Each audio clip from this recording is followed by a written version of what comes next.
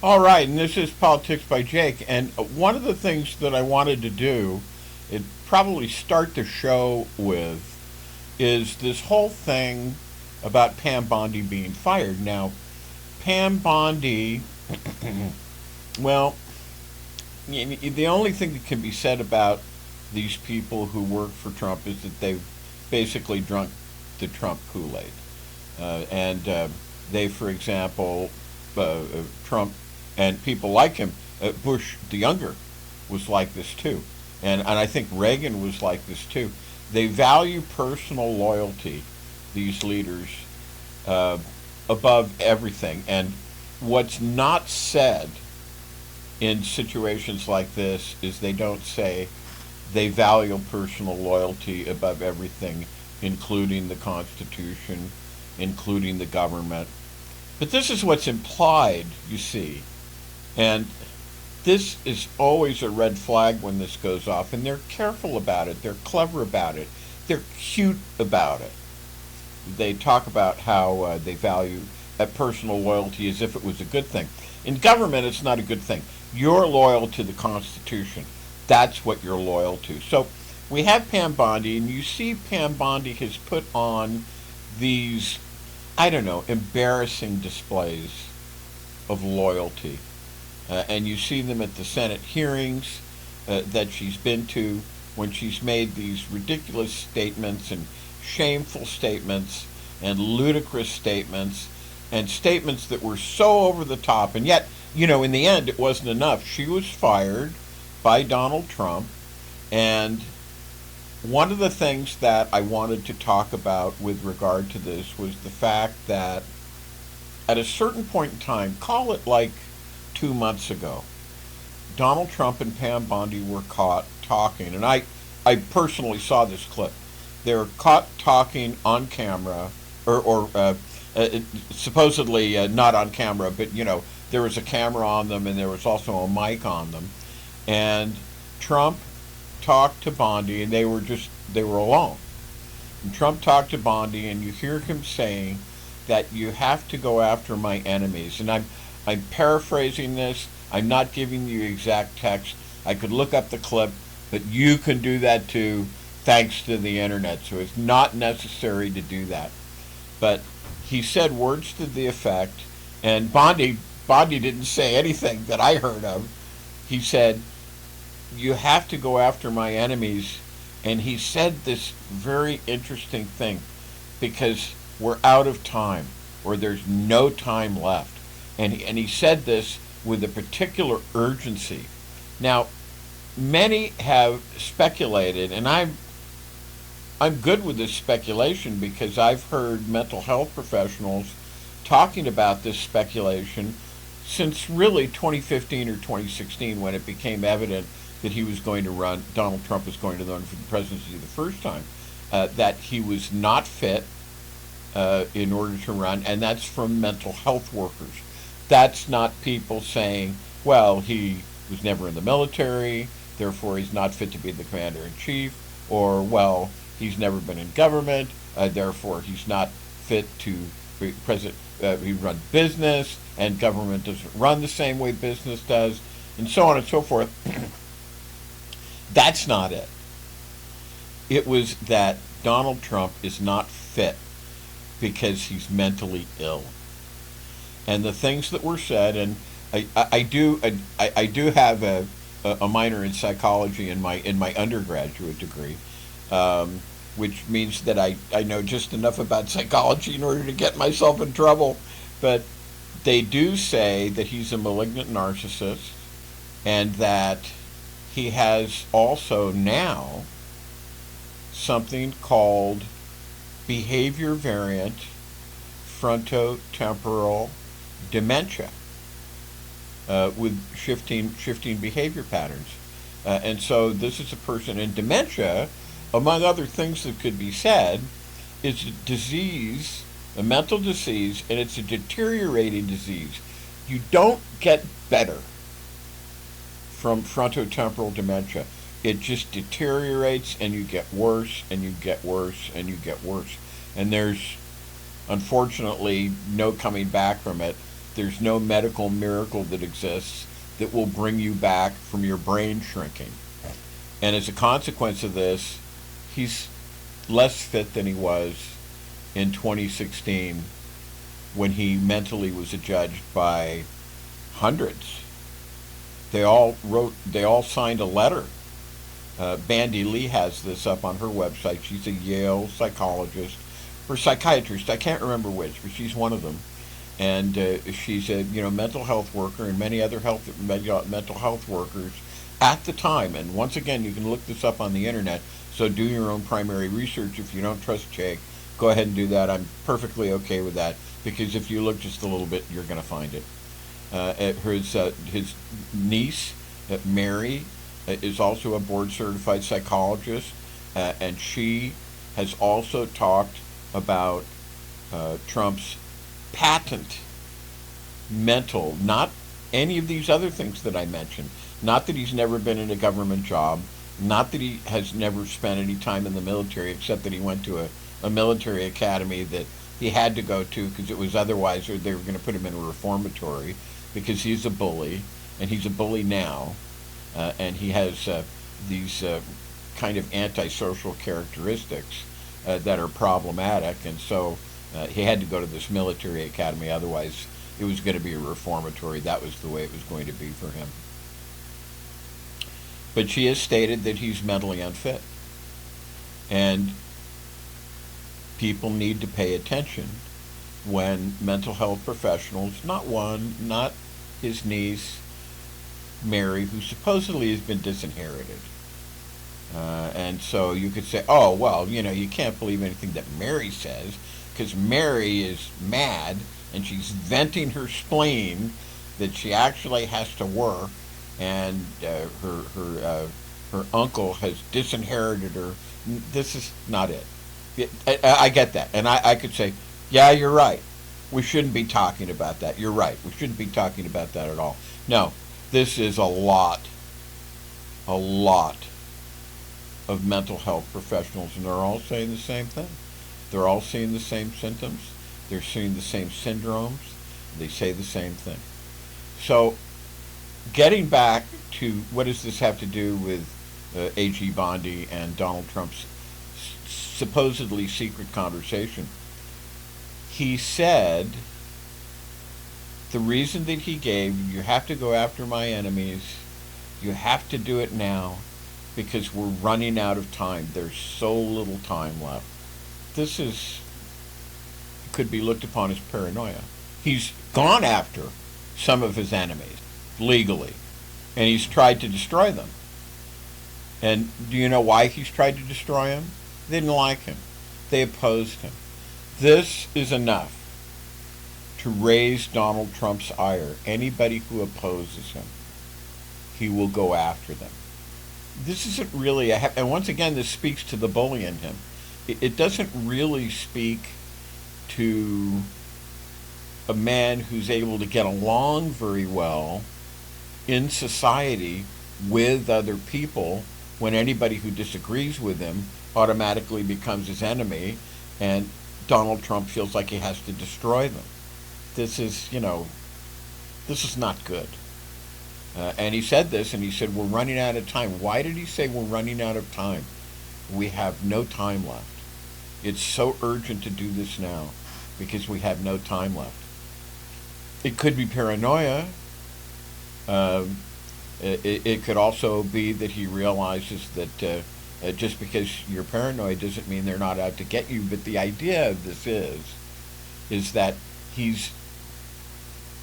I wouldn't necessarily attribute intelligence to Donald Trump, but I would attribute a kind of an animal cunning, a kind of a natural thing that mimics intelligence. And I would say that he feels the pressure. For example, he doesn't want to be impeached again. He doesn't like the idea of being impeached, and he says he doesn't care about it, but he does care. And the things he's doing in his second administration are very likely, if the Democrats, and it remains to be seen whether we're going to have free and fair elections. This really remains to be seen. I'm really concerned about it. And by the way, welcome. I always start out the shows, and I apologize for this. I always start out the shows this way, and I start talking about topics, and I never say welcome to the show, you listeners. So I guess in the second segment I'm going to have to do that, but I'll say it now. Welcome to the show. Welcome to the fight. It's 2026, and we have a chance to throw the proverbial bums out because this is an election year. So far, it's looking good for the Democrats, and if trends hold true, and I think that he has this kind of animal cunning that he understands this, the Democrats are going to retake the House, and it may be a tsunami, it may be a wave of Democrats that will get in, a blue wave, and they may take the Senate also. If they take the House, immediately there are going to be investigations and there are going to be articles of impeachment filed not only against Donald Trump, but primarily against Donald Trump, but they're going to go after the entire administration. They're going to go after Carolyn Leavitt, the Minister of Propaganda. They're going to go after Attorney General Bondi because she's been withholding documents on the Epstein files. And she's supposed to be subpoenaed, actually, in a couple of weeks. And people speculate that this is one of the reasons why she was fired, because she was going to be subpoenaed. Whether that subpoena is going to be followed through, and when she was asked whether she would comply the last time she was at the House with the subpoena, she wouldn't answer.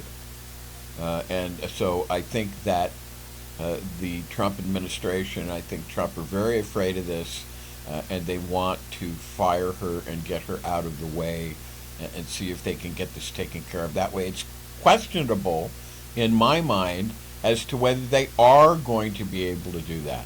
But I think that this is their move, and I think that they're going to try, and they're going to get Todd Blanche, who is absolutely positively on record. One of the first things he said when he took over, he said, and he's just acting, he has to be confirmed, by the Senate.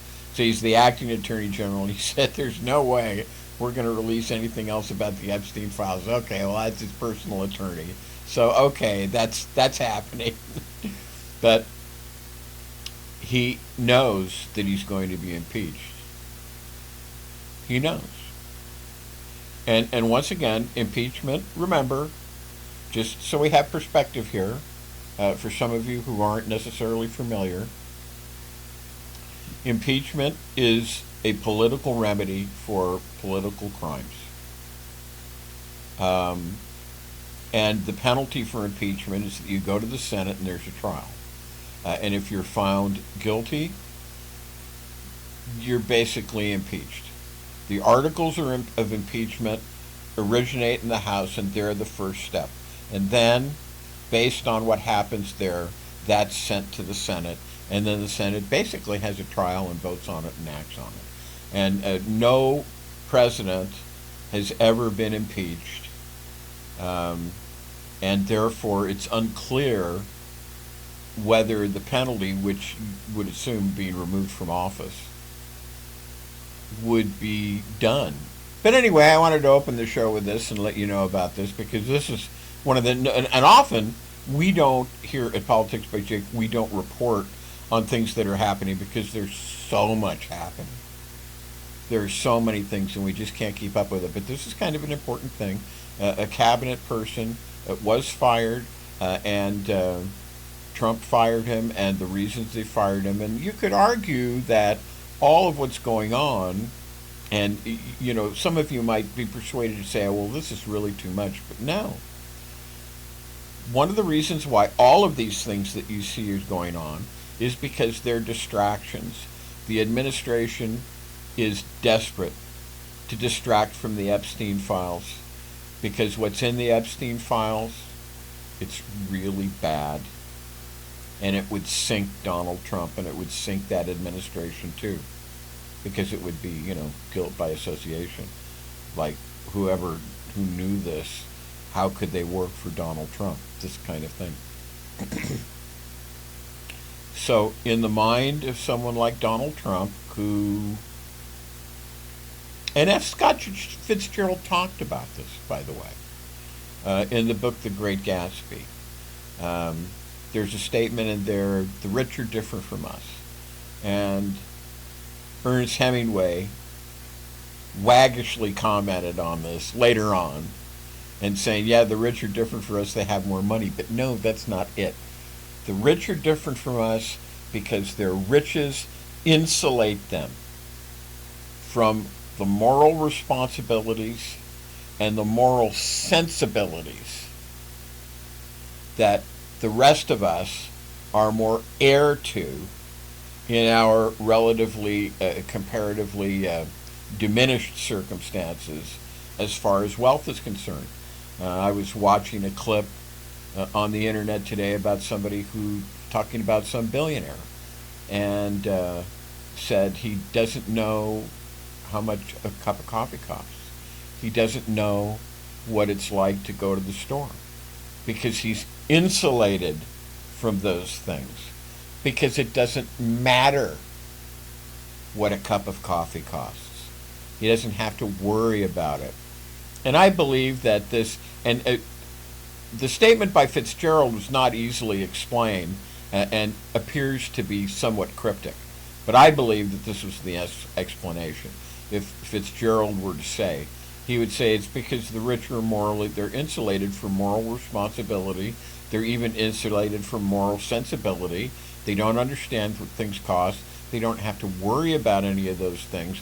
Therefore, they live in a rarefied air and they go around in an entirely different world than the rest of us.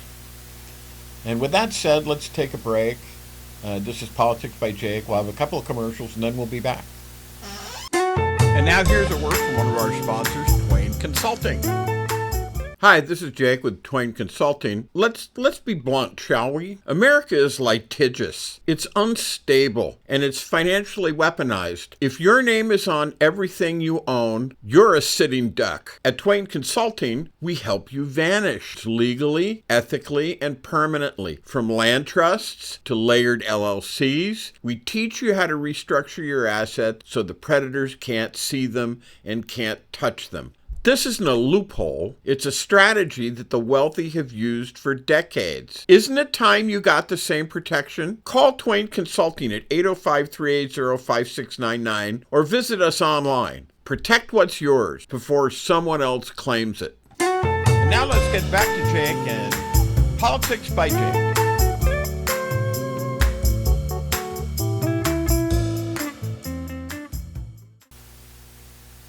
All right, and this is Politics by Jake, and we're back, and welcome to the show.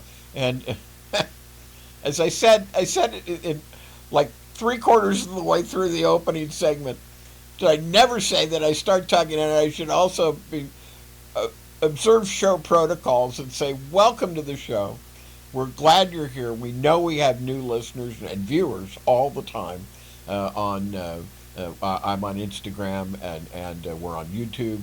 And we're also on Facebook. And we actually also are going to start being on Rumble here. I'll notify you of that. That's coming in a little bit of while. We're working on that right now. But I wanted to talk about some interesting things about Iran. For example, I mean, let's think about this. I'm wondering whether, let's talk about this. There are some people who say that the Iranians are a minority in their own country. And that Iran is not just one thing. It's not, and this is what I wanted to bring up, because I talked about this on one of the clips, I don't know, a week or so back, or a couple of weeks ago back, and I talked about boots on the ground. As you know, we have at least one Marine Expeditionary Force that is headed to the Gulf and is probably there now. Another thing that is probably not known is we have, at any given time, we have about 40,000 military, about 40,000 servicemen in the Gulf anyway. And so we're always there. But these are Marine Expeditionary Forces, and they're going to be boots on the ground, and I just, because of the makeup of Iran, because Iran is not one thing. Let me get into this. Iran is not one thing. It's not one people. It's not just the Persians. Um, some will say that the Persians are the largest group. I think actually the information I have that they're actually a minority in their own country, but a huge part, and it doesn't matter whether they're a majority. If they're a majority, they're not that great a majority. You have these other people. You have the Azerbaijanis. You have the Kurds. You have the Arabs. And you have another group called the Balak, or the Baloch, like Loch, like the Scottish Loch, like Loch Ness. You pronounce it Baloch. And they're not scattered randomly. They're on the borders. They're connected with other countries. So when pressure builds, you don't get fractures, or I should say, you don't get a single reaction, a homogeneous reaction. You get fractures, and that changes everything. Um, and you would think, rather than sending in the Marines, you'd think, wouldn't you? And this is what gives the lie to what Donald Trump is doing. And he's really just flailing around. And there are just really bad information. One of the things that has happened that you're not aware of, because have you noticed the paucity?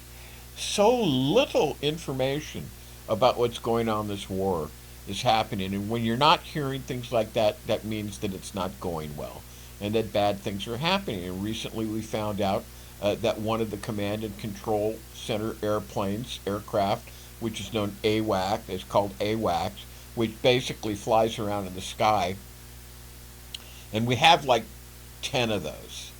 And I think one has been destroyed in the Gulf. And one of the things that the Iranians have done, and from a defensive point of view, and I hasten to add that people look upon Iran one way. I tend to look upon them as an incorrigible nation that has had basically 47 years since the unfortunate decision of President Carter, um, kind of guided by his geopolitical brain trust, Zbigniew Brzezinski, who was kind of a protege of Henry Kissinger, to use Muslims as a bulwark against Soviet expansion. And you know, this is this is an unfortunate thing. I mean, I don't know what to tell you, but it's what happened, and it's the reason this nation was able to come into existence and to expand. And ever since that time, it has been an oppositional nation. And I don't know if it's because the Persians are all Shia, and the Shia represent 10% of the Muslim religion, and the Sunnis represent 90% of the Muslim religion, and there's sectarian strife going on in between them. And this could be a reason, but they have exported revolution, and they have done so through proxies. They've done so through assassinations in Western Europe. They have done so through attacking, and they're doing this now. One of the things that they're doing, their strategies is they're attacking their Gulf neighbors, and they want the Gulf neighbors to be so demeaned and so attrited and to scream and yell so loudly that it will cause Trump, who, really doesn't care, to maybe stop the bombing, stop the war, come to the negotiating table. This is their tactic. Another of their tactics is that they've attrited our radars. Like I said, they destroyed one of our AWACS planes. They destroyed a couple of very sophisticated radar installations that cost about $500 million each, and they've destroyed another one that cost $1 billion and is not easily replaced. So they're doing these things, and you have basically this situation where you have the Kurds, And this goes back to talking about the minorities in Iran, the Kurds, and the Kurds are just they're just chomping at the bit. I mean, they're dying to go. I think the Kurds are one of the largest, maybe the largest uh, population that is non-statist. In other words, they don't have their own state. And these large minorities are on the border. I mean, like you have the Kurds are on the west, on the Iraqi and Turkey border. You have the Azeris, and they're on the northwest, Azerbaijan. You have the Arabs. They're on the southwest. They're in the oil regions. The Baloch, borrowing from the Gaelic and from the Scottish. They're on the southeast in Pakistan and Afghanistan. And then you have the Turkmen, and they're in the northeast. So even if you're going to say that the Iranians are a majority in their own country, and some figures will say that Persians are like 60%. But you would have to say that Iran is a Persian majority country, but nearly half the population consists of powerful regional minorities concentrated along its border. And this creates tension. So again, the Kurds about 10%, the Azeris about 16%. See, these are significant percentages. The Arabs 1 to 2%, not so much, but they're there. The Baloch about 2%, and the Turkmen about 1 to 2%. And the question you have is, why not arm these guys? I think that they would love to be armed. I know the Kurds would. The Kurds have repeatedly offered. I mean, they have said, please, U.S., Trump, guarantee us our rights, essentially either very autonomous or an independent state. In other words, they need a starting point. But that now they'd like to have those. They'd like to have the equipment. Give us equipment. Give us air cover. Give us other things, and we'll get to work. So as I said, they're not scattered randomly. They're on the borders, and they're connected to other countries. So when the pressure builds, you're not going to get a single reaction. You're going to get fractures. I mean, you could do all kinds of things. You could give them intel. And we hope here at Politics by Jake that what's been going on. And that's a starting point. And why wouldn't you do this rather than do boots on the ground? And why wouldn't you have that as a backup plan? Like, for example, in World War II, you had the partisans. You had the French partisans, for example, who conducted all sorts of, not clandestine, but operations against the Germans, disrupting their transportation, disrupting their food supply, disrupting their arms supply, attacking troop concentrations, and doing all sorts of things. Why wouldn't you do that? The answer is, if you knew anything about military history, you would. Or if you had faith in your military commanders and didn't think that the only thing, like Donald Trump says, the only thing that motivates me is my own instinct, nothing else. Not his advisors, not anything. And he says this, once again, look this up.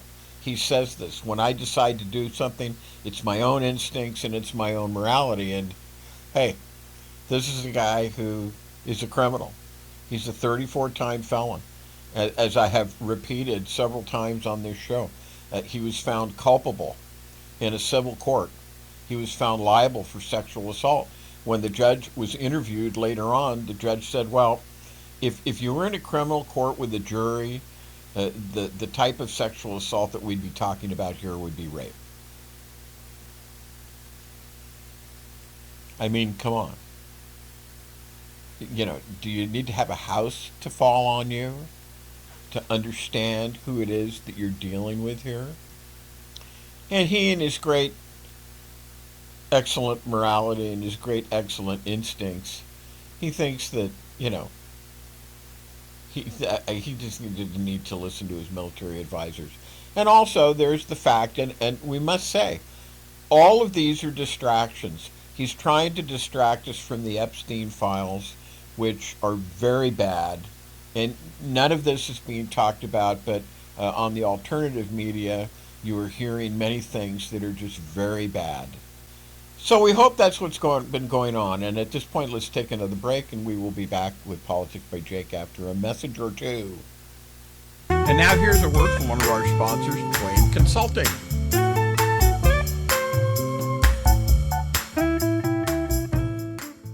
Hi, this is Jake with Twain Consulting. Imagine, if you will, having the power to disappear from the prying eyes of creditors, identity thieves, nosy strangers, all while protecting what you've worked so hard to build. That's what virtual invisibility offers. It's not magic. It's smart legal and business strategy to shield your assets and privacy so you can live free, confident, and in control. Most people think that asset protection is only for the ultra-wealthy, but it's for anyone who wants peace of mind and financial security, including you.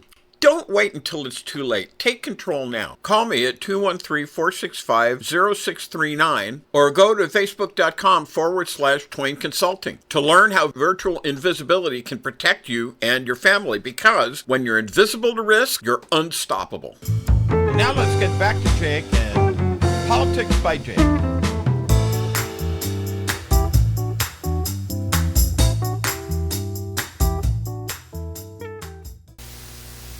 All right, this is Politics by Jake, and we are back.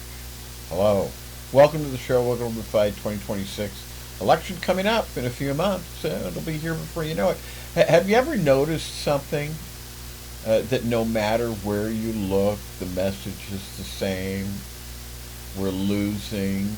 We're behind. We can't win. It's already over. Let me say, we have to win. This is something that's been forced upon us, but now that it's been forced upon us, we have to win it. Because, I mean, there are real consequences if we don't. And,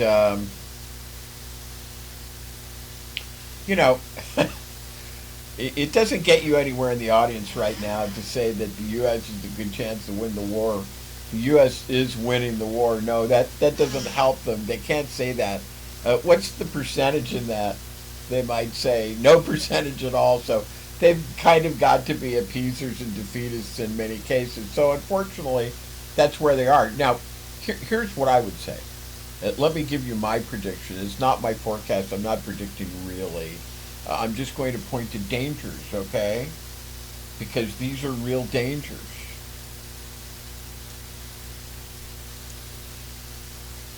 In other words, if you do what a lot of them are saying, which is the cut and run policy, what are you doing? What is it that you're doing?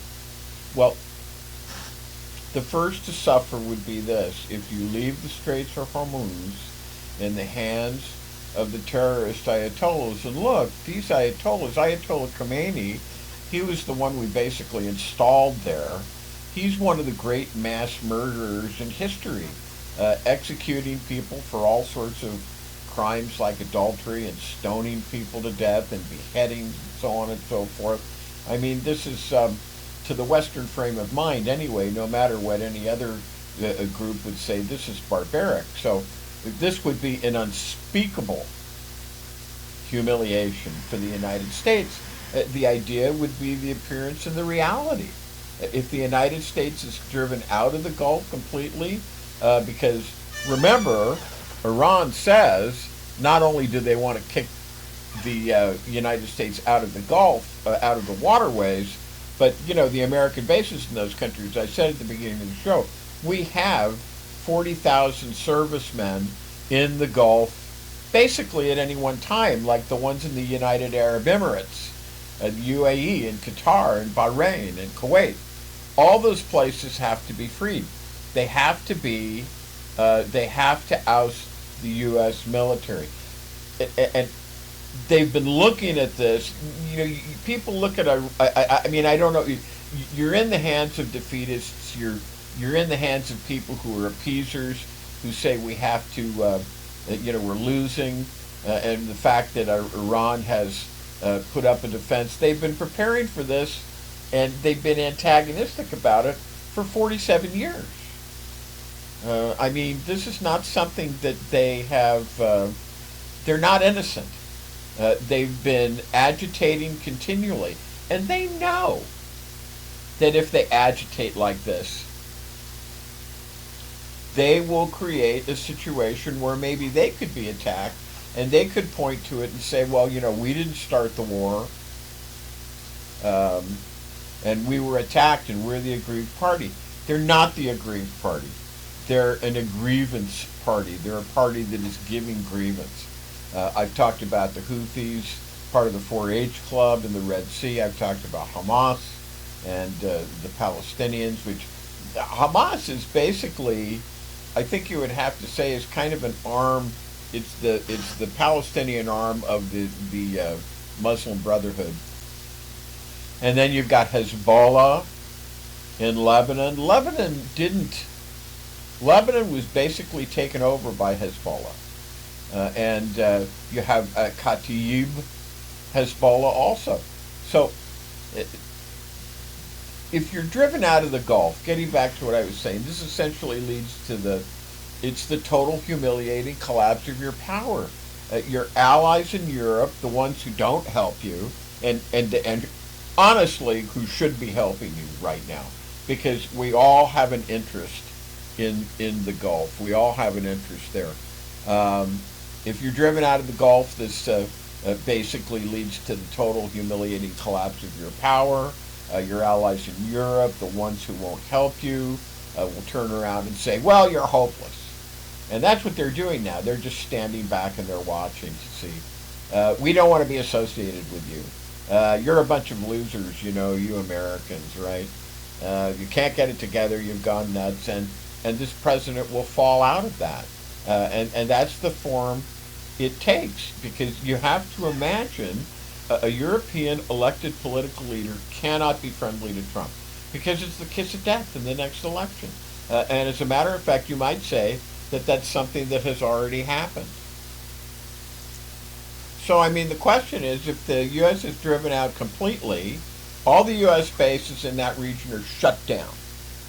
Okay, that would leave the only reliably pro-American population with a democratic government. That would be the Israelis, and the Iranians are pro-American. Actually, the Iranian people are pro-American to a very large degree, but they're impressed, or I should say oppressed, by this Basij system. And the Israelis will be left there. They'll be isolated. And what do you think is going to happen? What do you think if Iran is able to gang up on the Israelis? There would likely be the use of nuclear weapon by the Israelis, because they would consider it to be an existential threat. And I mean, I think we would say this is now an existential question that you're talking about.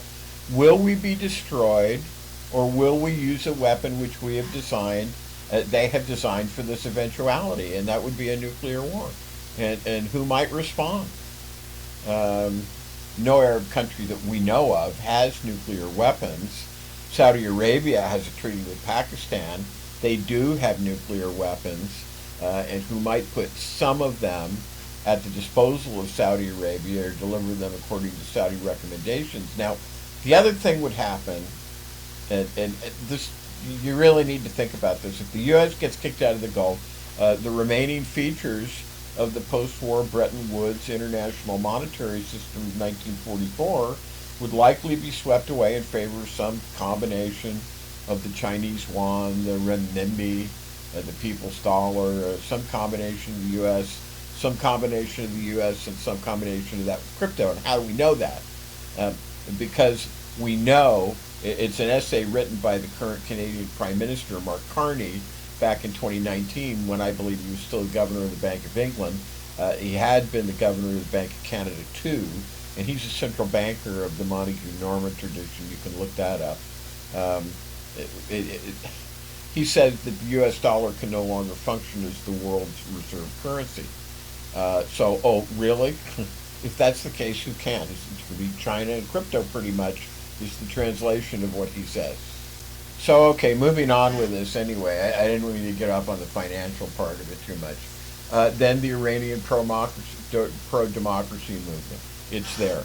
That would be an extreme bloodbath to wipe them out, to crush them definitively over a period of decades. The Gulf Arab states, maybe some of them could be conquered, like Kuwait could be conquered. I want to be clear on this because I'm trying to portray to you this has been forced upon us. This is not something I would have chosen. I don't think it's something that the Biden or any other administration would have chosen, but it's forced upon us by this essentially insane person and his coterie, his cabal of people who support him and who are okay with him being a king. And that should speak as far as what we do when we get this regime out of power and what we do to them to show that this must never happen again, as a warning to people that this must never happen again. But we're in it, and I'm trying to show you the consequences now of what happens if we don't win.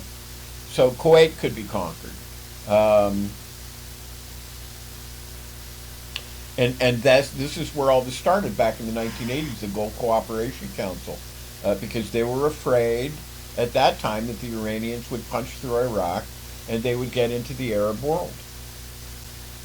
They are at the top of the Arabian Gulf, as we prefer to call it. It means the Persian Gulf, but really it's ridiculous to name it the Persian Gulf. It's the Arabian Gulf. Then you have some European countries that are already getting hit. That's already happened. Some of them are already in range of the intermediate range of IBM, intercontinental ballistic missiles that Iran has.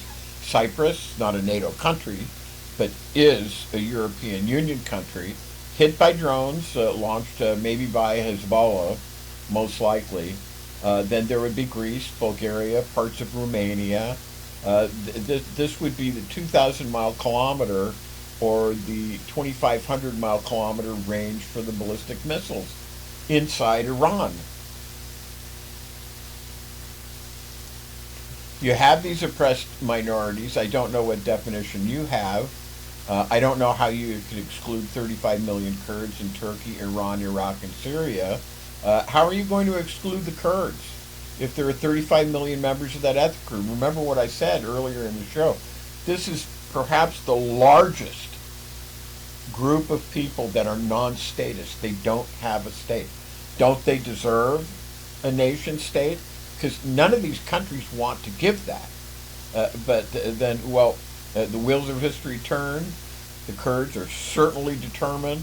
They're certainly formidable. They have helped the United States. They took care of ISIS and ISIL. They deserve support, if only because of their enlightened, civilized approach to society, especially the status of women.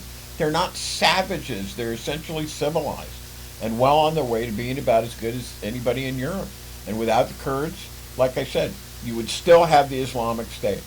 You'd still have Daesh. You'd still have ISIL. You'd still have the incipient caliphate. That's what it was until the Kurds were able to put an end to it. So, all right. So, if the U.S. is driven out, the great beneficiary internationally would be for the broader world. The U.S. defeat in the Gulf would help communist China immensely. They would be riding high. The U.S. would be wallowing in defeat, humiliation. There would be internal strife. God knows what the result could easily be. A collapse of the United States alliance system across the Pacific, especially with bilateral treaties with Japan, with South Korea, commitment to the Taiwan Republic of Korea or Republic of China, becoming really, really critical. In my view, and let me state it categorically, okay, a Chinese communist invasion of Taiwan, the Republic of China, ROC, Republic of China, would become virtually inevitable over the course of about 1 year in the wake of an American debacle rout. I want to be clear with this. Do you see? Do you understand? This is why we have to win. We're in this now. We have to win it. About 1 year in the wake of the kind of American debacle route which many U.S. people, defeatists and appeasers, seem eager to embrace. And I kind of ask, what is it with you guys? I mean, are you nuts?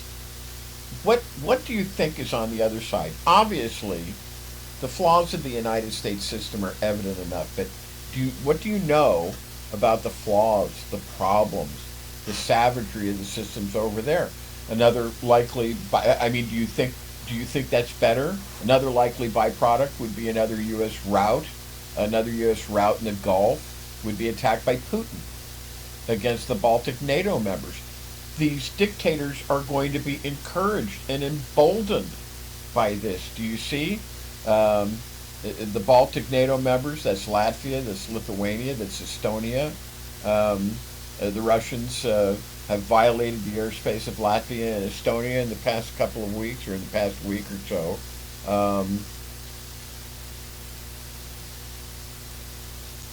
A Trump debacle in the Gulf would tend to convince the Russian dictator and his longtime stooge Trump would offer zero resistance, meaning Trump they would be so weakened and so discredited that Article 5 of NATO would basically, and the North Atlantic Pact of 1949 would basically be a dead letter. So the remaining NATO members in Europe would be forced to seek a line of defense.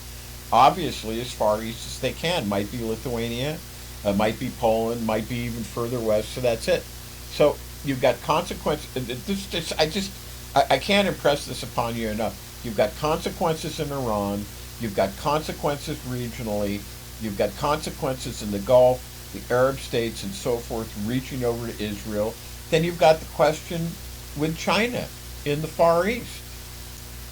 Then you've got what we just discussed, right? The reports are that the Ukrainians have destroyed 40 to 50% of the oil output of Russia. And Putin's desperate. This is why he was able to prevail upon his little butt boy, Donald Trump, to lift sanctions on the sale of oil, because that is what's been happening, and you're not hearing about it. As I've said to you before many times, the regular media is corrupt, it's controlled, it's corporate, and it has failed. It is not telling you these things. Putin's completely bungled Ukraine. I mean, my God. I mean, he may say, in order to recover my prestige and my authority, let's see if I can roll over, these Baltic states, Latvia, Estonia, Lithuania, and now they're ready. I will say that Poland, above all, is ready. I mean, my God. The Poles have their own, I think, better equipment of the Maginot Line. So the Russians are going to have to pay a terrible price if they're going to go into Poland. I've even seen commentators who say that they think that 3 Baltic states could hold off the Russians at least for quite a while because they've got mobilization armies ready to go. And I think at this point, having harrowed up your minds a little bit here, we're going to take another break. We'll get another message or two in here, and then we'll be back. And this is Politics by Jay. And now here's a word from one of our sponsors, Twain Consulting. Hi, this is Jake with Twain Consulting. Let's be blunt, shall we? America is litigious. It's unstable, and it's financially weaponized. If your name is on everything you own, you're a sitting duck. At Twain Consulting, we help you vanish legally, ethically, and permanently. From land trusts to layered LLCs, we teach you how to restructure your assets so the predators can't see them and can't touch them. This isn't a loophole. It's a strategy that the wealthy have used for decades. Isn't it time you got the same protection? Call Twain Consulting at 805-380-5699 or visit us online. Protect what's yours before someone else claims it. And now let's get back to Jake and Politics by Jake.